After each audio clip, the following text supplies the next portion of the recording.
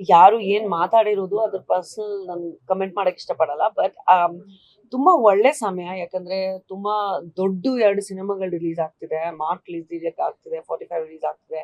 And I work with all 3 of them. I Sudeep ಅವ್ರ ಜೊತೆ work ಮಾಡಿದ್ದೀನಿ, ಶಿವನ ಜೊತೆ ವರ್ಕ್ ಮಾಡಿದ್ದೀನಿ, ಉಪೇಂದ್ರ ಅವ್ರ ಜೊತೆ ವರ್ಕ್ ಮಾಡಿದ್ದೀನಿ. I have not work with Raj yet, but I am sure that will work soon. But ಈ ತರ ಒಂದು ಒಳ್ಳೆ ಸಂಭ್ರಮ ಇದೆ. ದಟ್ ತುಂಬಾ ದೊಡ್ಡ 2 ಸಿನಿಮಾಗಳು ರಿಲೀಸ್ ಆಗ್ತಿದೆ. I think people should celebrate films then having any sort of personal wars or comments ಅಂತ ನನ್ನ ಅಭಿಪ್ರಾಯ. ಎಲ್ಲರೂ ಸಿನಿಮಾ ಥಿಯೇಟರ್ಸ್ ಅಲ್ಲಿ ಸಿನಿಮಾಗಳು ನೋಡಿ ಎಂಜಾಯ್ ಮಾಡಿ. ಯಾಕಂದ್ರೆ 8-10 ದಿನ ಇವಾಗ ಕ್ರಿಸ್ಮಸ್ ಬರ್ತಿದೆ, ನ್ಯೂ ಇಯರ್ ಬರ್ತಿದೆ. ಸೊ ಸಂಭ್ರಮ ತರ ಇದೆ.